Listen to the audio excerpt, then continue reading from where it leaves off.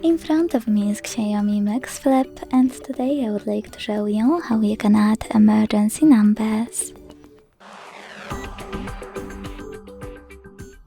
Begin by opening Settings and scrolling all the way down to access Safety and Emergency.